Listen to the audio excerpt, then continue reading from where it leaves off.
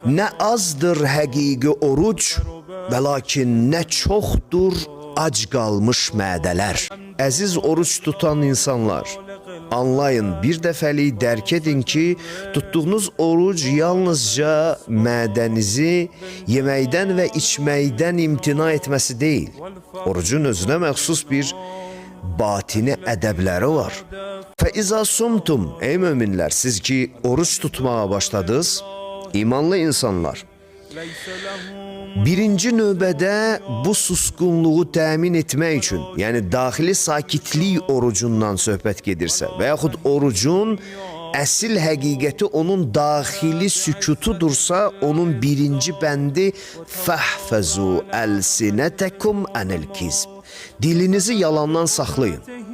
Təsəvvürünüzə gətirin, əziz möminlər, yalan bugünkü gündə adi həyat tərzi olduğu halda oruc insanın bu yalanı danışmadan orucuna, həyatına sahib çıxması.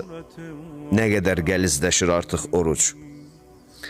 Birinci növbədə dilinizə sahib çıxın, yalandan qoruyun onu. Qoymayın, oruc adam hara, yalan danışmaq hara. Və qəzzu əbsarəkum, gözünüzü qadağan olunmuş şeylərdən çəkindirin. Qadağan olunmuş, haram olunmuş, heç nəyə baxmamış olsun gözünüz. Və la tənazəu və la təhasədu, bir-birinizlə münaqişə eləməyin, anlamağa çalışın bir-birinizi. Anlayış qabiliyyətiniz, dinləmək qabiliyyətinizi itirməyin oruc olan halda.